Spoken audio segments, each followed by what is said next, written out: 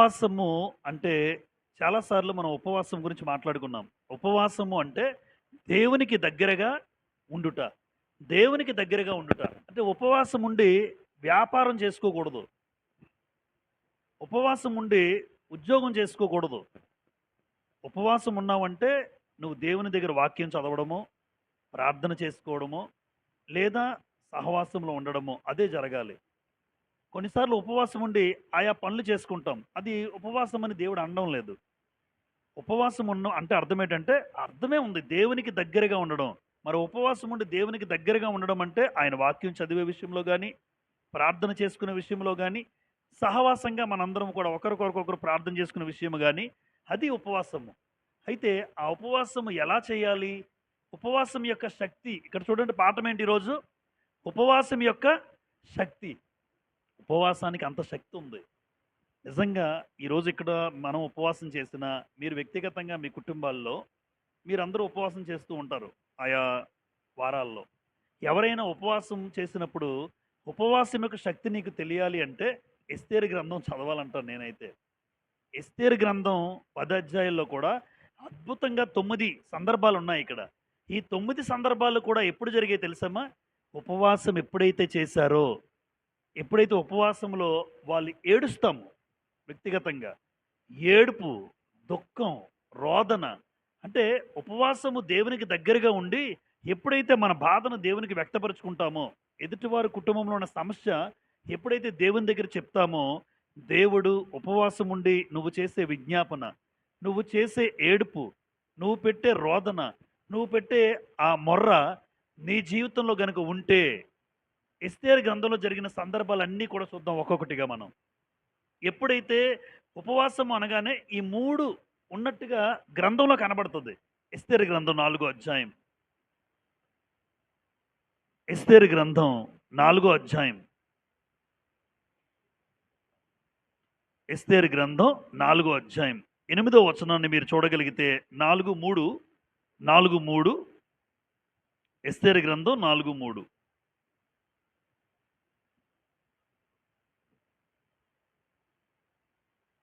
చదువుతాను చూడండి. రాజు యొక్క ఆజ్ఞయు శాసనమును ఏ సంస్థానమునకు వచ్చెనో అక్కడున్న యూదులు ఉపవాసం ఉండి, అండర్లైన్ చేయండి, ఉపవాసం ఉండి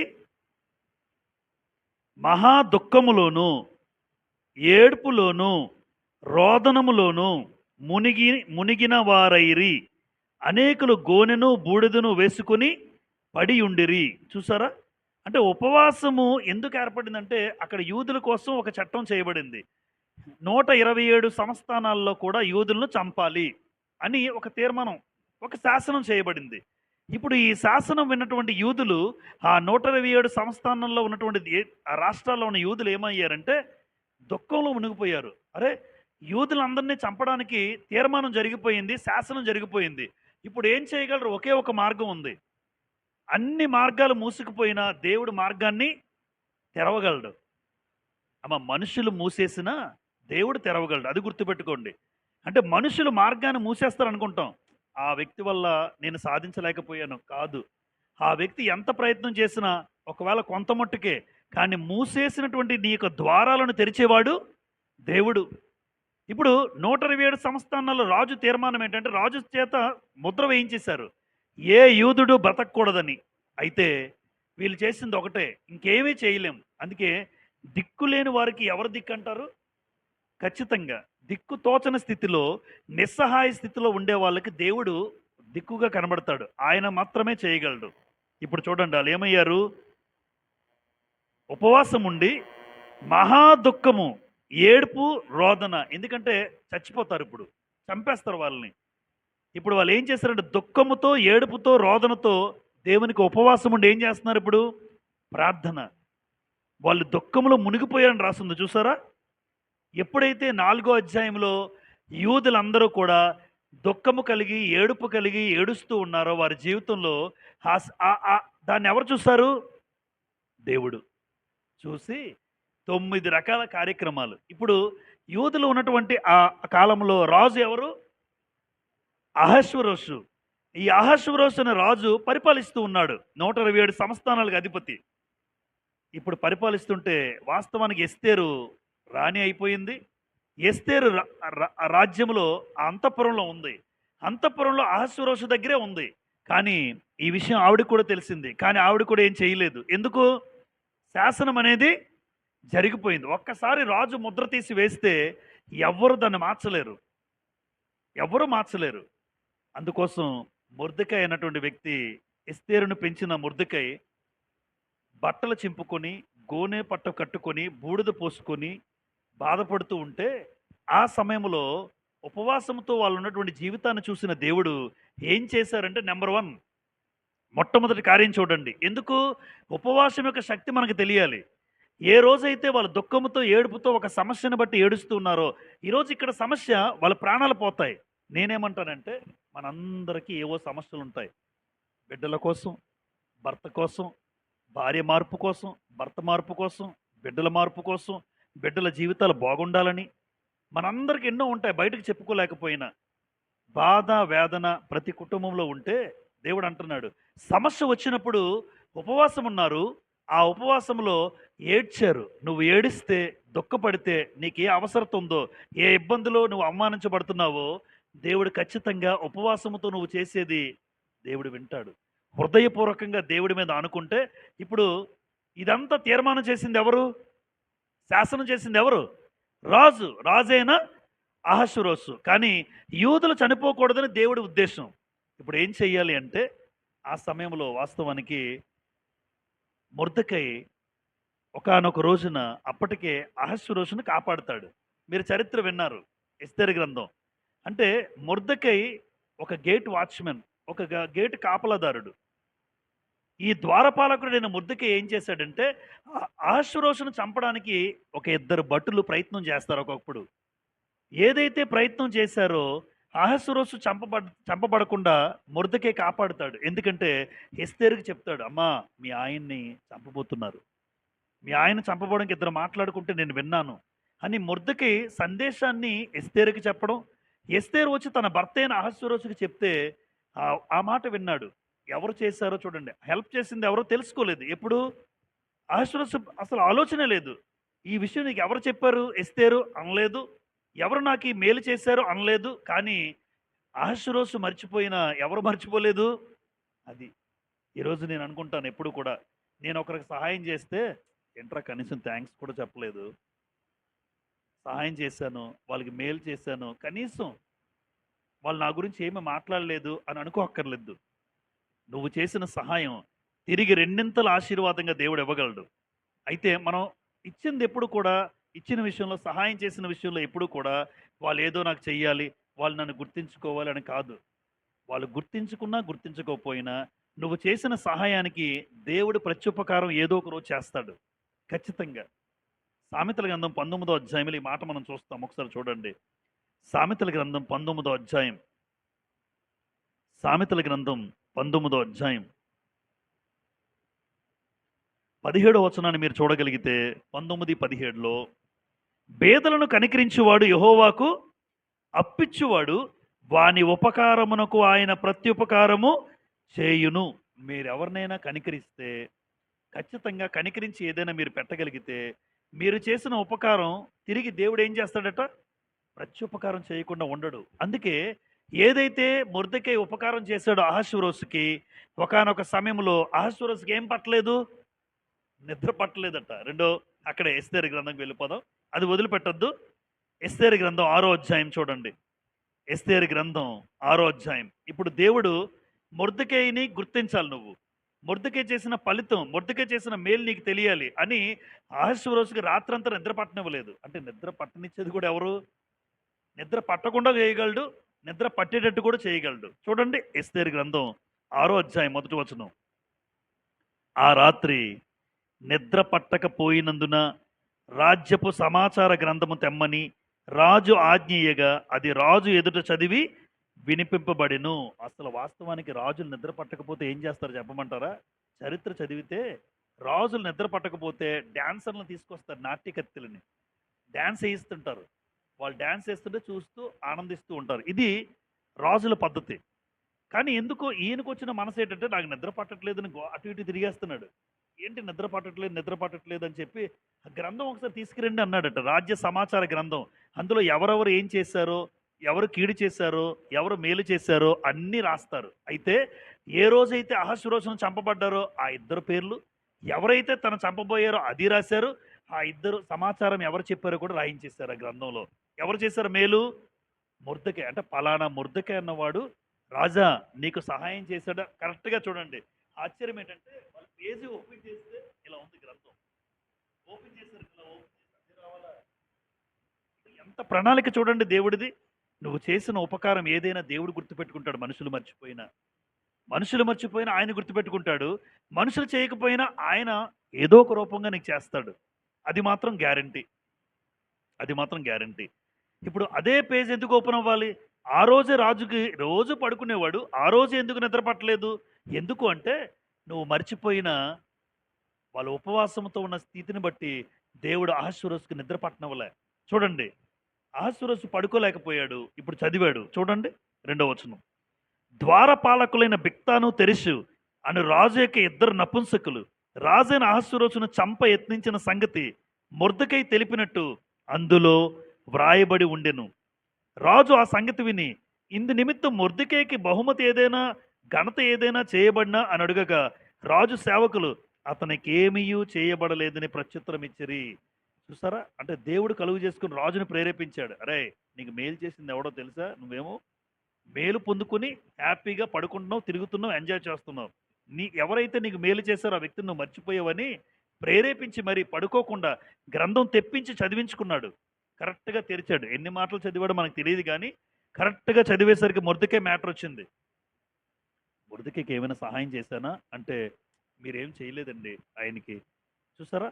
అంటే వాస్తవానికి ఉపవాసము తర్వాత మొట్టమొదటగా దేవుడు ఈ ఉపవాసం ఉన్నటువంటి మొర్దెకై ప్రారంభించాడు ఉపవాసాన్ని.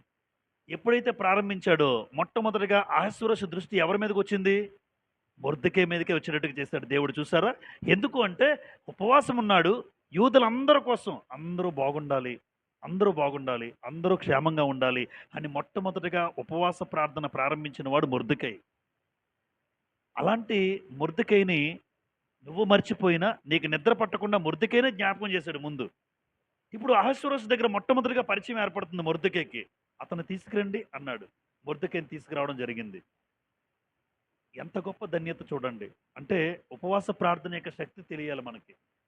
ఎప్పుడైతే 4వ అధ్యాయంలో మొర్దెకై ఉపవాసం ఉన్నాడో, ఆయా ప్రాంతాల్లో యూదులందరూ ఉపవాసం ఉన్నారో, దేవుడు చేసిన మొట్టమొదటి కార్యక్రమం మొర్దెకై ఏదైతే మేలు చేశాడో తిరిగి మేలు పొందుకున్నాడు. 2 శత్రువు ఎవరైతే ఉన్నారో ఆ శత్రువుకి ఏం కలిగిందో తెలుసమ్మా? నాశనం. అంటే ఉపవాస ప్రార్థన శత్రువు నాశనం. చూడండి 2వ విషయం అక్కడే. 2వ విషయం 7వ అధ్యాయం 10వ వచనం. ఎస్తేరు గ్రంథమే 7వ అధ్యాయం 10వ వచనం. కాగా హామాను మొర్దెకైకి సిద్ధము చేసిన ఉరికయ్య మీద వారు అతనినే ఉరితీసిరి. అప్పుడు రాజు యొక్క ఆగ్రహము చల్లారెను. ఇంతకీ ఉరికయ్య ఎవరికి చేయించారు? ఈయన మొర్దెకైకి చేయించాడు. 50 మూరలు, సుమారుగా 75 అడుగులు. 75 అడుగులు ఉరికయ్య చేయించాడట. ఎవరి కోసమైతే హామాను చేయించాడో ఆ శత్రువైన హామాను నాశనం అయ్యాడు. కారణం నేనేమంటానంటే ఉపవాస ప్రార్థన అంటాను. 4వ అధ్యాయంలో ఉపవాసం, 7వ అధ్యాయంలో కార్యం. అంటే ఉపవాసం చేస్తే ఆ రోజు శత్రువు ఎవరు? మొర్దెకైకి హామాను. హామాను శత్రువు ఏమయ్యాడు? ఇప్పుడు ఉరి తీసేశారు. ఎవడి కోసమైతే గొయ్యి తీస్తావో నువ్వే పడతావు. నిజమే. నువ్వు చేసిందే అన్నా కదా ఓబద్య గ్రంథం. నువ్వు చేసిందే నీ నెత్తి మీదకి వస్తుంది. నువ్వు ఎవరికైతే గొయ్యి తీస్తున్నావో ఆ గొయ్యిలో నువ్వే పడతావు. ఎన్నో మాటలు ఉన్నాయి గ్రంథంలో. చూడండి 7వ కీర్తన గ్రంథం. ఎస్తేరు వదలకండి. 7వ కీర్తన 7వ కీర్తనల గ్రంథం 7వ కీర్తన ఒకసారి 15వ వచనం. 7వ కీర్తన 15వ వచనం చూడండి. వాడు గుంట త్రవ్వి దాన్ని లోతు చేసి ఉన్నాడు, తాను త్రవ్విన గుంటలో తానే పడతాడు. అమ్మ ఎవ్వరి మీద ఎప్పుడు కుట్రలు చేయకూడదు, చేయకూడదు. మనం ఎవ్వరి మీద ఎటువంటి ఇంకొక వ్యక్తిని ఇబ్బంది పెట్టాలి, ఇంకొక వ్యక్తిని బాధ పెట్టాలి, మాటల చేత హింస పెట్టాలంటే అది నీకే ఎదురవుతుంది. అది దేవుడు చెప్తున్నాడు. ఇప్పుడు మొర్దెకైకి వాస్తవానికి దేవునిలో ఎదిగినవాడు. అలాంటి దేవునిలో ఎదుగుతున్న మొర్దెకై మీద కుట్ర చేసిన వాడెవరు? హామాను. చంపాలనుకున్నవాడెవరు? హామాను. హామాను చంపాలని ఏ కొయ్య అయితే చేయించాడో ఆ కొయ్య మీద దేవుడు ఆడనే ఉరి తీయించాడు. ఇదే క్రైస్తవులందరికీ పాఠం మనకి. అంటే నేను ఎవరి కోసమైతే ఎవరిని ఇబ్బంది పెట్టాలని చూస్తానో నాకే ఇబ్బంది ఎదురవుతుంది. ఎవరినైతే ఏడిపించాలి, వాడు ఏడిస్తే నవ్వాలి అని నేను అనుకుంటున్నానో నీ జీవితంలో ఏడుపు వస్తుంది. అందుకే ఏ కుటుంబంలో బాధ కలిగినా, ఏ సహోదరుడి కుటుంబంలో ఇబ్బంది కలిగినా మనం ఎప్పుడు నవ్వుకోకూడదు. మనకు చాలాసార్లు చెప్పాను నేను. ఒక కుటుంబంలో బాధ కలిగితే చేతనైతే ఆ కుటుంబం కొరకు ప్రార్థన చేద్దాం. ఆ కుటుంబంలో ఉన్న ఏడుపును బట్టి నువ్వు కూడా ఏడ్చి దేవుడి సహాయం కోసం ప్రార్థన చేయాలి తప్ప ఆడు పడిపోయాడని ఆనందించే పరిస్థితులు ఎప్పుడూ రాకూడదు. శత్రువు కూడా పడిపోతే నవ్వొద్దన్నాడు దేవుడు సామెతల గ్రంథంలో. శత్రువు పడిపోయినా నువ్వు నవ్వుకోవద్దన్నాడు. కానీ సంఘంలో ఒకడు పడిపోతే ఎంత ఆనందపడుతుంటారు కొంతమంది. సంఘంలో ఒక పరిస్థితిని బట్టి, కుటుంబంలో వచ్చిన ఇబ్బందిని బట్టి, ఒకవేళ అలాంటి పరిస్థితి ఉంటే హామాన్ లాంటోళ్ళు అలాంటి వారికి దేవుడు ఏమీ కాదు, ఎన్నో రోజులు నవ్వుకోరు. ఆ శత్రువుకి ఏముంటుంది? నాశనం. ఈరోజు మన అందరి శత్రువు ఎవరు? అపవాది, లేదా నీ శరీరము, లేదంటే లోకమే.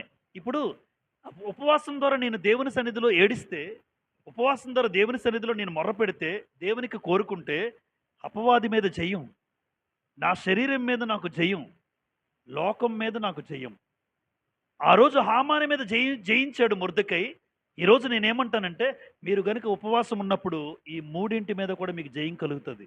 అలాంటి జయాన్ని ఇచ్చేవాడు దేవుడు.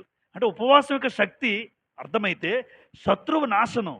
నాకున్న శత్రువులు, ప్రధాన శత్రువులు ముగ్గురే మనందరికీ.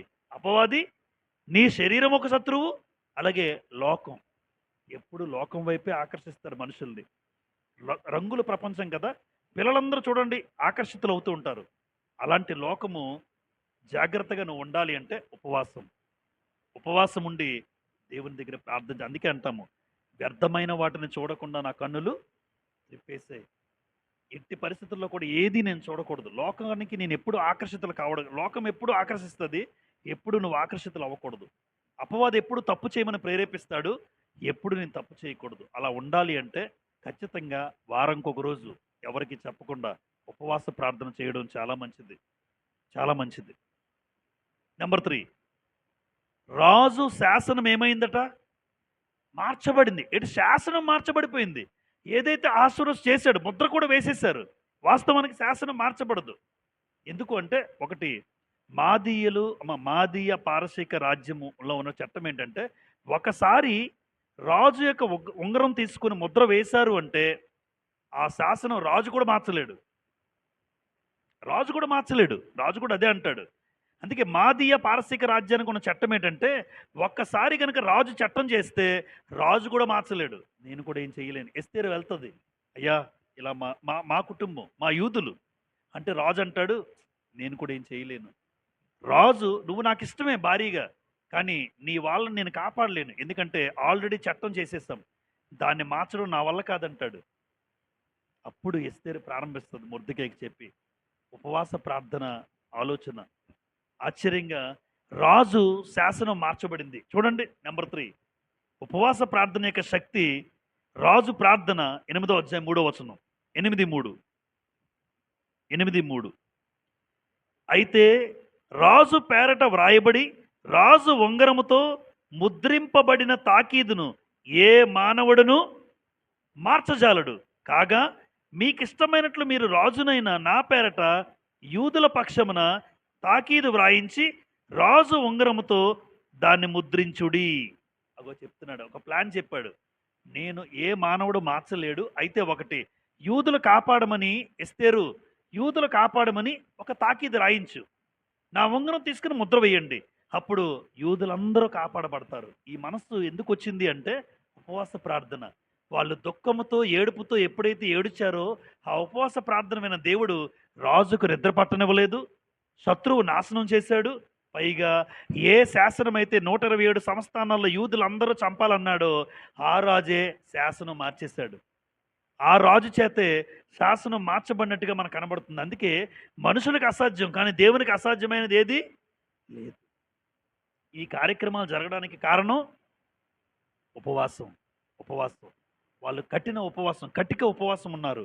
ఎప్పుడైతే ఆ ఉపవాసం చూసి ఆ ఉపవాస ప్రార్థన విన్నాడో కార్యక్రమాలు ఒకదాని తర్వాత ఒకటి జరుగుతున్నాయి చూడండి. నెంబర్ 4 చదువుతారా? యూదులకు క్షేమము, 2 ఆనందము, తర్వాత సంతుష్టి, ఘనత. ఎంత మంచి మాటలు ఈ 4న. మరొకసారి చదవండి. క్షేమము, ఆనందము, సంతుష్టి, ఘనత. నెంబర్ 4 అక్కడ చదువుదాం గ్రంథం చూడండి. 8వ అధ్యాయం 4వ వచనం, 8వ అధ్యాయం 16వ వచనం, క్షమించండి. 8:16 మరియు యూదులకు క్షేమమును, ఆనందమును, సంతుష్టియు, ఘనతయు కలిగెను. కారణం మళ్ళా ఉపవాస ప్రార్థన. ఏ ఉపవాస ప్రార్థన ద్వారా అయితే వాళ్ళు ఒక్కొక్కటిగా సాధించుకుంటూ ఉన్నారు చూసారా? మనం ఉపవాస ప్రార్థన తేలిగ్గా అనుకుంటాం. ఉపవాసం అంటే చాలా సందర్భాలు విన్నాం, కానీ ఉపవాస ప్రార్థన శక్తి తెలియాలంటే ఎస్తేరు గ్రంథం ఒక్కటి చదివితే అద్భుతంగా ఎస్తేరు గ్రంథంలో జరిగిన కార్యక్రమాలన్నీ మనకు అర్థమవుతాయి. ఇప్పుడు యూదులందరూ ఇందాక ఏం చేశారమ్మా? 4:3లో ఇక్కడ ఏం చేశారు? ఏంటి? మహా దుఃఖం, తర్వాత ఏడుపు, తర్వాత రోదనము. అంటే అసలు భరించలేని వేదన. దుఃఖము, ఏడుపు, రోదన. మరి ఇప్పుడు క్షేమము, ఆనందము, సంతుష్టి, ఘనత. ఎలా మారిపోయింది? ఉపవాస ప్రార్థన. ఉపవాస ప్రార్థన ఎంత గొప్ప ప్రార్థన చూడండి. ఏడుపు క్షేమం, దుఃఖం ఆనందం. ఇది మార్చగలిగిన వాడు ఆయన మాత్రమే. వాస్తవానికి చచ్చిపోవాలి, చనిపోవాల్సిన పరిస్థితుల్లో ఏ రోజైతే మనం కూడా అంతే. మనకు వచ్చిన సమస్యలు కొన్ని కఠినంగా ఉంటాయి. కొన్నిసార్లు మనందరికీ అనిపిస్తుంది చచ్చిపోతే బాగుండు అనిపిస్తుంది. ఈ సమస్యను బట్టి తట్టుకోలేక చాలామంది కుటుంబాల్లో ఈ సమస్యను తట్టుకోలేక, లేదా అనారోగ్యాన్ని తట్టుకోలేక నన్ను తీసేసుకో అంటది ఒక ఆవిడ.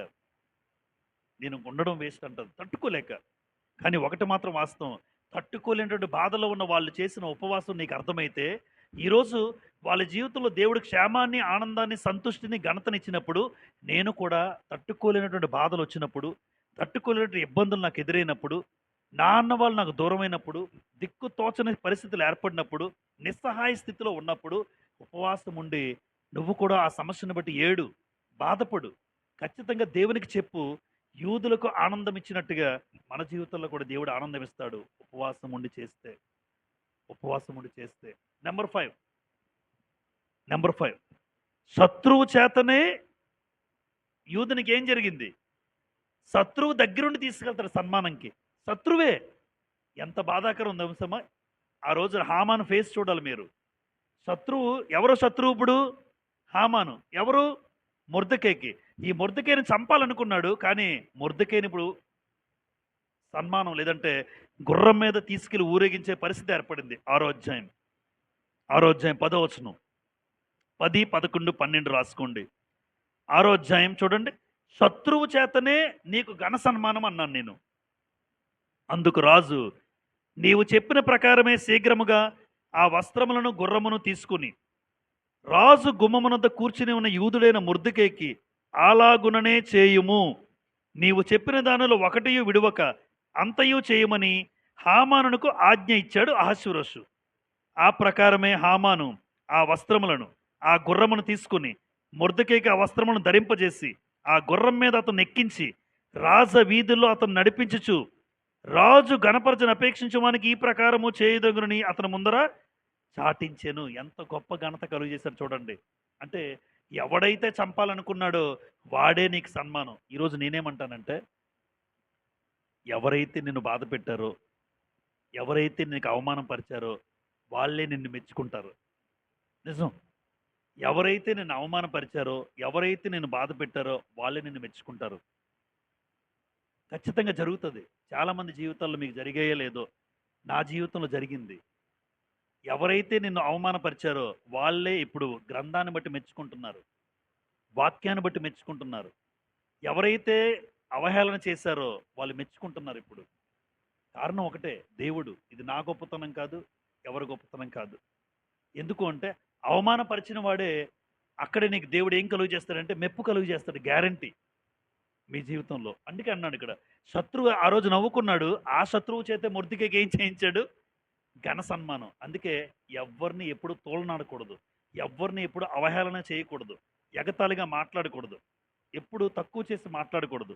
ఎందుకు అంటే, ఏ వ్యక్తినైతే నువ్వు అవమానపరిచావో, ఆ వ్యక్తిని నువ్వు పొగడాల్సి వస్తుంది ఒక రోజున. ఏ వ్యక్తి అయితే తక్కువ చేసి మాట్లాడావో, ఆ వ్యక్తి స్థాయిని బట్టి నువ్వు మాట్లాడాల్సి వస్తుంది. ఉదాహరణ, యోసేపు జీవితం. చూడండి ఒక మాట, యోసేపు గురించి ఆదికాండం 41వ అధ్యాయం. ఆదికాండం 41వ అధ్యాయం. యోసేపును అందరూ అవమానపరిచారు. అందరూ అన్నదమ్ములతో సైతము, ఆఖరికి పోతీఫర్ భార్య, ఎంతమంది అవమానపరిచినా తలదించుకుని వెళ్ళిపోయాడు. ఆదికాండం 41:52లో చూడండి.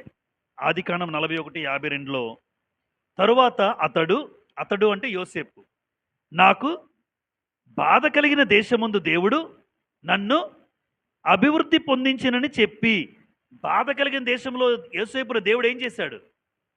ఎక్కడైతే బాధ కలిగిందో, ఎక్కడైతే అవమానం కలిగిందో అక్కడే తల ఎత్తుకునేటట్టు చేస్తాడు. అందుకే తల దించేవాడు కాదు మన దేవుడు. తల దించిన చోట ఏం చేస్తాడు మన దేవుడు? తల ఎత్తుతాడు. పోతీఫర్ భార్య ఐగుప్తులోనేనమ్మా, ఐగుప్తులో పోతీఫర్ భార్య అవమానించింది. నన్ను పాడు చేసి పారిపోతున్నాడు అన్నది. జైల్లో వేయించింది. 2 సంవత్సరాలు జైల్లో ఉన్నాడు. ఐగుప్తులోనే ఏమయ్యాడు ఈయన? ప్రధానమంత్రి అయ్యాడు. పాడు చేసేవాడు ప్రధానమంత్రి. నిన్ను పాడు చేయబడన్నావు, ప్రధానమంత్రి హోదాలో దేవుడు కూర్చోబెట్టాడు. అంటే ఎక్కడ అవమానం కలిగిందో అదే ఐగుప్తులో యోసేపు ఏమయ్యాడు? అంతే. ఎక్కడ ఎవరైతే అవమానపరిచారో అదే పోతీఫర్ సెల్యూట్ చేశాడు. పోతీఫరే కదా జైల్లో వేయించాడు. నా భార్యను పట్టుకుంటావా? విషయం తెలియకుండా చేసేసాడు. ఎందుకంటే ఆ భార్య ఏదో చెప్పేసింది, మనోడు గుడ్డిగా నమ్మేశాడు. పోతీఫర్ వచ్చాడు, యోసేపును పట్టుకుని జైల్లో వేసేసాడు. తర్వాత ఏమైంది? అదే పోతీఫర్ కింద, యోసేపు కింద పనిచేయాల్సి వచ్చేది. ప్రధానమంత్రి హోదాలో పోతీఫర్ ఎలా ఉంటాడో ఆలోచించండి. ప్రతిరోజు సెల్యూట్ చేయాలి. అవమానించావు కదా, అదే అవమానం ఇప్పుడు యోసేపుకి మెప్పుతున్నాడు, మెచ్చుకుంటున్నాడు. ఆయన స్థాయి అంటే అనుగ్రహించిన వాడు ఎవరు? దేవుడు. ఏ హామాన్ అయితే నష్టం కలిగించాడో అదే హామాను చేత మొర్దెకైకి సన్మానం చేయించాడు. ఏ పోతీఫర్ భార్య అయితే అవమానించారో అక్కడే ఐగుప్తులోనే ప్రధానమంత్రి అయ్యేటట్టుగా దేవుడు చేశాడు. వాళ్ళిద్దరి జీవితంలో చేసిన దేవుడు నా జీవితంలో ఎందుకు చేయడు? నిన్నెవరైతే అవమానించారో, నిన్నెవరైతే బాధ పెడుతున్నారో, ఆ అవమానించిన వాడే, బాధ పెట్టిన వాడే ఒకరోజు నిన్ను పొగుడుతాడు. అలా దేవుడు చేయగలడు. అయితే తలదించుకుని నీ పని నువ్వు చేసుకుంటూ ముందుకెళ్ళిపో. తలదించుకుని వెళ్ళిపోవాలి. అక్కడ సమాధానాలు చెప్పుకొని, అరుపులు వేసుకుని, కేకలు వేసుకునే పరిస్థితి లేదు. నీ పని నువ్వు చేసుకుంటూ వెళ్ళిపో. ఎక్కడ తలదించాడో, ఎక్కడ అవమానించబడ్డావో అక్కడే తల ఎత్తుకునేటట్టు చేస్తాడు దేవుడు. అలా దినంతటికి కారణం ఒకటే, ఉపవాసం. నెంబర్ 6 శత్రువులకు ఏం కలిగింది? భయం. ఒకప్పుడు శత్రువులందరూ ఏం చేస్తారంటే భయపెట్టారు. కానీ ఉపవాసం చేసిన తర్వాత పరిస్థితులు మారిపోయాయి. ఆ శత్రువులకు భయం పుట్టించాడు దేవుడు. చూడండి నెంబర్ 5. 6 9వ అధ్యాయం 2వ వచనం చదువుతాను. 2, 3. యూదులు రాజైన అహష్వేరోషు యొక్క సంస్థానములన్నిటిలో నుండు పట్టణముల యందు తమకు కీడు చేయవలని చూచిన వారిని హతము చేయుటకు కూడుకొనిరి. వారిని గూర్చి సకల జనులకు భయము కలిగినందున ఎవరునూ వారి ముందర నిలువలేకపోయిరి. 3వ వచనం. మొర్దెకైని గూర్చిన భయం తమకు కలిగినందున అన్నాడు. అంటే ఇప్పుడు మొర్దెకై అంటే ఏమవుతుంది? అక్కడ భయపడుతున్నారు. ఏ 127 సంస్థానాల్లో యూదులను చంపాలని చూశారో అదే 127 సంస్థానాల్లో యూదులను చూసి అక్కడున్న వాళ్ళు ఏమవుతున్నారు? ఇప్పుడు భయపడుతున్నారు. ఎందుకు? శత్రువులు ఒకప్పుడు భయపెట్టారు చంపుతామని. కానీ అదే శత్రువులకు దేవుడు ఏ ప్రార్థన అయితే ఉపవాసం చేశారో ఉపవాసం తర్వాత తలకిందులైపోయాయి పరిస్థితులన్నీ కూడా. ఆ శత్రువులే యూదులను చూసి భయపడే పరిస్థితి దేవుడు కల్పింపజేశాడు.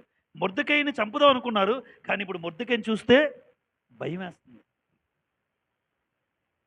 అబ్రహాము ఆదికాండంలో ఆయన ఏ స్థలానికి వెళ్ళినా అబ్రహాము గారిని చూసి భయపడేవారట. అబ్రహాము గారిని చూసి. ఎందుకు అంటే అబ్రహాము నమ్ముకున్న దేవుడు అంత గొప్పోడు. అబ్రహామును బట్టి భయం. ఈరోజు చూడండి, మా భక్తిగా బ్రతికిన వాడిని చూసి కొంతమంది భయపడతారా?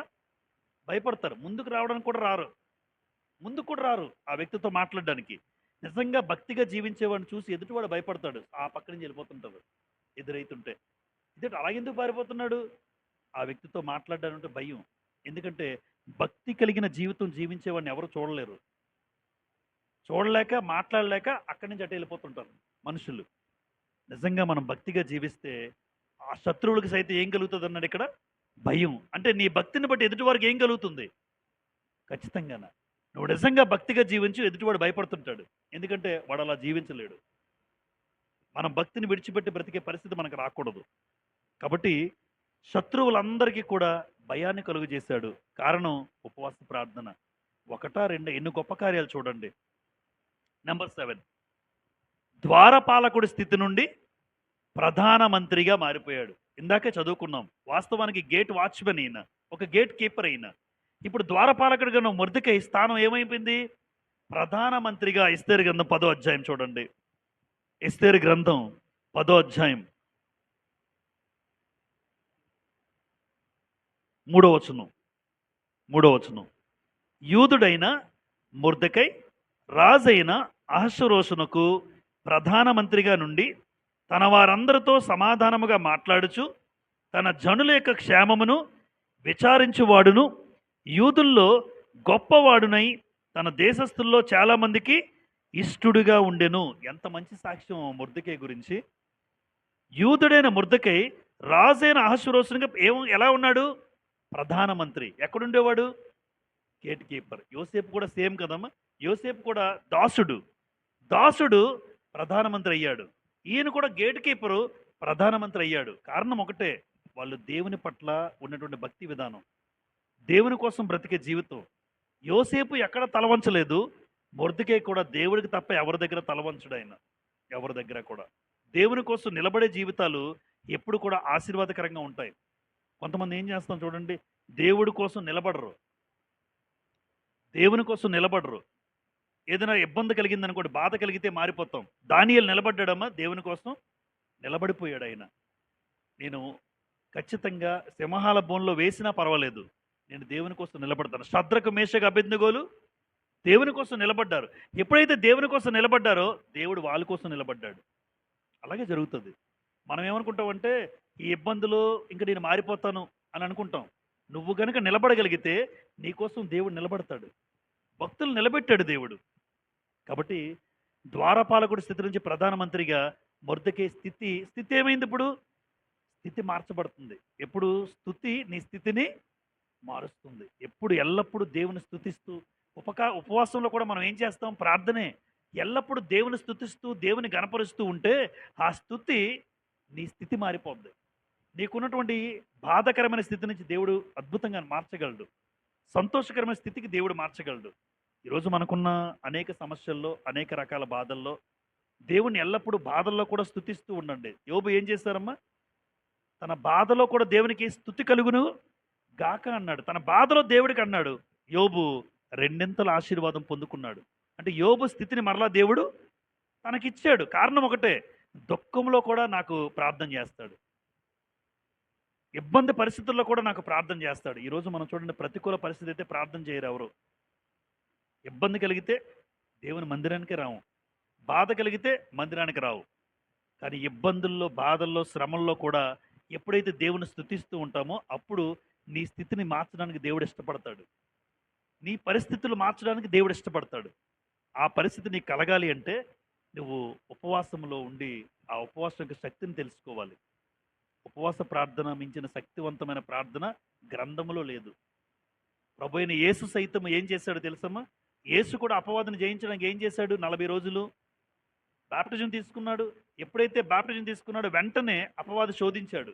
అయితే అపవాది శోధనకు అరణ్యంలోకి వెళ్ళిన ప్రభువు కూడా ఏం చేశాడు? 40 రోజులు ఉపవాసం ఉన్నాడు. ఎందుకంటే ప్రభువు చెప్తున్నాడు, ఉపవాసం ఉండి మీరు నిలబడగలరు. ఉపవాసం ఉంటేనే అపవాదిని ఎదిరించగలరు. అప్పుడు అపవాది కూడా ప్రయత్నం చేశాడు, ప్రభువును కూడా పడగొట్టదామని. నీకు ఆకలేస్తుంది కదా, ఆ రాళ్ళు రొట్టెలు చేసుకో. చూడండి, నెంబర్ 1 రాళ్ళు రొట్టెలు చేసుకోమన్నాడు. నెక్స్ట్ ఆ పైన లోకరాజ్యాలని చూపించాడు. నా కాళ్ళు మొక్కితే, అపవాది అంటున్నాడు, నా కాళ్ళు మొక్కితే అవన్నీ నీకు ఇస్తాను అంటున్నాడు. అంటే ఇవన్నీ ఎలా జయించాడు అంటే యేసుప్రభు అంటారు, ఉపవాసం వలననే తప్ప మరి దేని వల్ల సాధ్యం కాదు. కాబట్టి మన జీవితంలో ఏ సమస్య వచ్చినా, సమస్య వచ్చినప్పుడు ఆ సమస్యను బట్టి ఉపవాసం ఉండండి. ఆ బాధను బట్టి ఉపవాసం ఉండండి. ప్రత్యేకంగా ఎవరికీ చెప్పక్కర్లే. వ్యక్తిగతంగా ఉపవాసం ఉండి ప్రార్థనలో కూర్చొని దేవుని దగ్గర సన్నిధిలో కన్నీరు పెట్టు. నీకున్న బాధ నుంచి దేవుడు విడుదల దయచేస్తాడు. ఖచ్చితంగా. మొర్దెకైకి చేసిన పరిస్థితి చూసాం కదా! యూదులకు చేసిన పరిస్థితులన్నీ కనబడుతున్నాయి మనకి. వాళ్ళ జీవితంలో చేసిన దేవుడు నా జీవితంలో ఎందుకు చేయడు? నంబర్ 8. నంబర్ 8. వాళ్ళ దుఃఖం పోయిందట. ఏమొచ్చింది? సంతోషం. దుఃఖం పోయి సంతోషం వచ్చింది. ఈరోజు ఆ వచనం చదువుదాం ముందుగా. వచనం చదువుదాం చూడండి.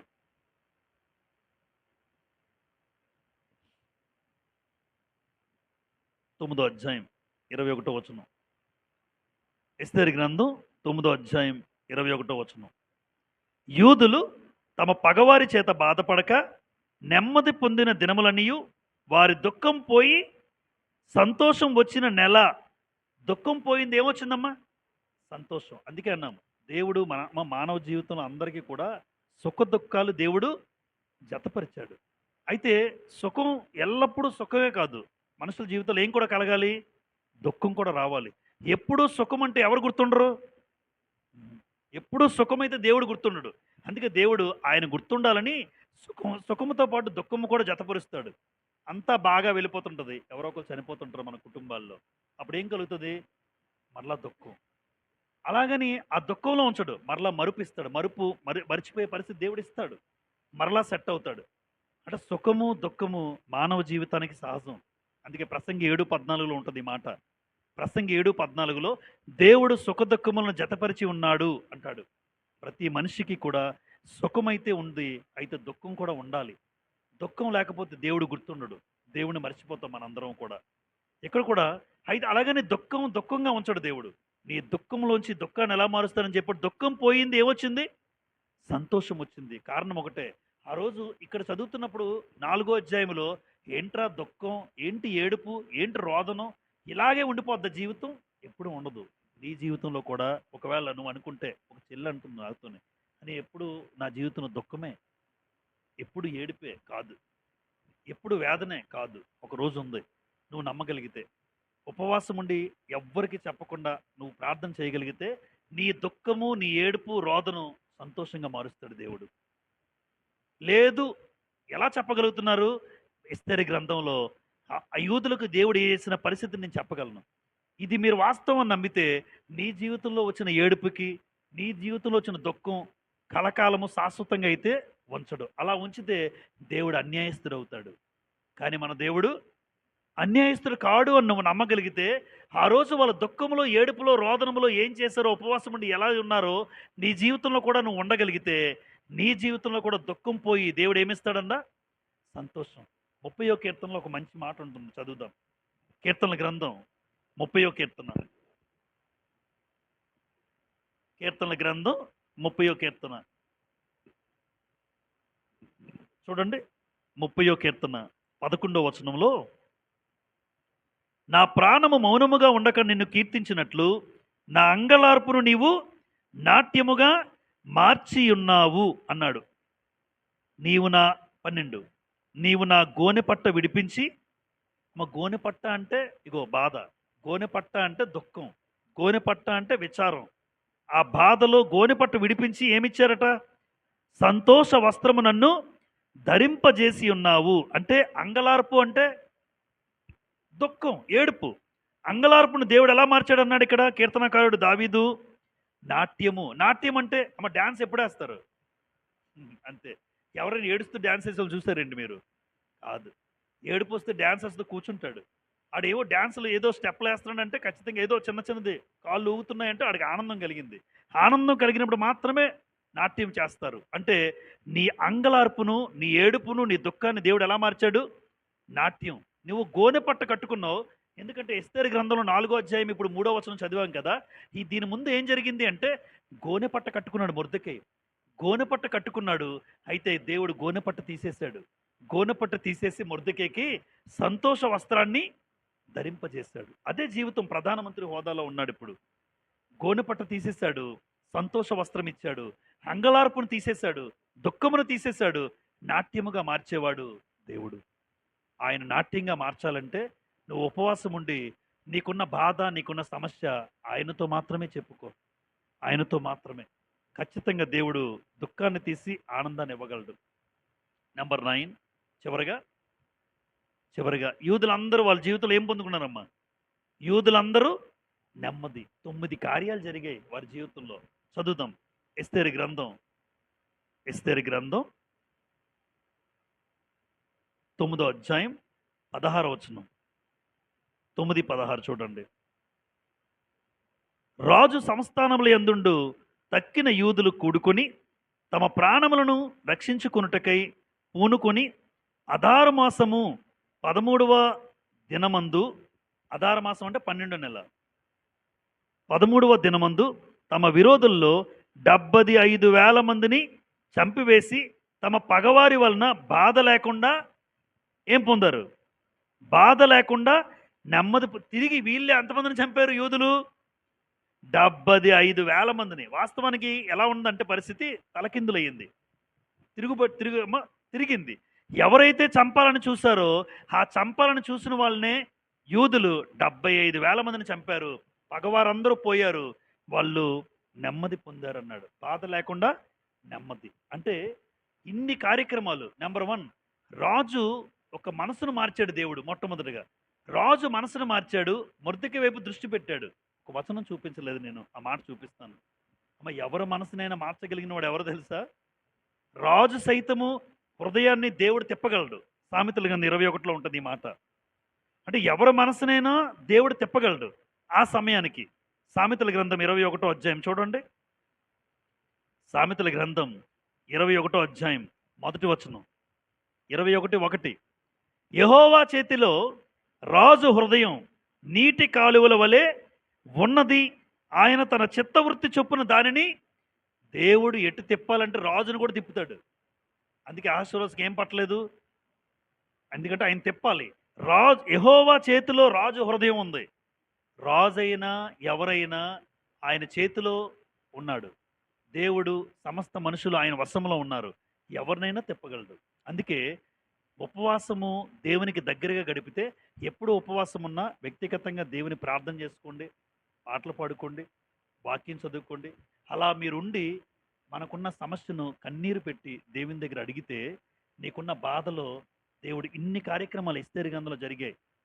మనం జనరల్గా గ్రంథం చదువుకున్నప్పుడు ఇన్ని కార్యక్రమాలు జరిగాయి అంటే ఒక్కొక్కటిగా చూసుకుంటే ఇవన్నీ ఎప్పుడు జరిగాయి? ఉపవాసం ఉన్న తర్వాతే. ఎందుకంటే ఇవన్నీ కూడా మీకు ఎస్తేరు గ్రంథం 4వ అధ్యాయం తర్వాత జరిగాయి. మీరు చూసిన ఈ 9 సందర్భాలు కూడా 4వ అధ్యాయం తర్వాత కావాలంటే చూడండి. ఒకటి కూడా ముందు కాదు. అన్నీ ఉపవాసం తర్వాతే. 6వ అధ్యాయం, 7వ అధ్యాయం, 8వ అధ్యాయం, 9వ అధ్యాయం, 10వ అధ్యాయం. ఈ అధ్యాయాల కన్నా ముందు ప్రారంభం 4వ అధ్యాయం. ఏం జరిగింది? 4వ అధ్యాయం కీలకమైనది. ఈ 4వ అధ్యాయంలో మొర్దెకై ఆ 127 సంస్థానాల్లో యూదులు అందరూ ఏమున్నారు? ఉపవాసము రాజ్యాన్ని తలకిందులు చేసి, రాజు శాసనాన్ని మార్చివేసి యూదులు కాపాడేట్టు చేసింది. ఇన్ని గొప్ప కార్యాలు యూదుల జీవితంలో, ప్రత్యేకంగా మొర్దెకై జీవితంలో, ఎస్తేరు జీవితంలో జరిగాయి. అంటే ఉపవాసం యొక్క శక్తి ఎవరికి తెలియకపోయినా క్రైస్తవులుగా మనకు తెలియాలి. ఉపవాస ప్రార్థన యొక్క శక్తి నీకు అర్థమైతే, ఈరోజు ఇన్ని కార్యక్రమాలు వాళ్ళ జీవితంలో జరిగాయే, మరి నా జీవితంలో దేవుడు చేయడా అని మీరు అనుకుంటే ఖచ్చితంగా దేవుడు చేస్తాడు. అయితే మన జీవితంలో ఆ ఉపవాసం ఉండి పరిపూర్ణంగా దేవుని మీద ఆనుకుని, ఉపవాసం ఉండి గొడవలాడుకున్న చూస్తారు మీరమ్మా? ఆ మాట చూపించి నేను ముగిస్తాను. ఒకసారి యెషయా గ్రంథం. ఎప్పుడు ఉపవాసం ఉన్నా చాడీలు చెప్పుకోవడం, ఇవి ఉపవాసంతో ఉండే సూచనలు కాదు. ఆ ఉపవాసం దేవుడికి నచ్చదు. చూడండి, యెషయా గ్రంథం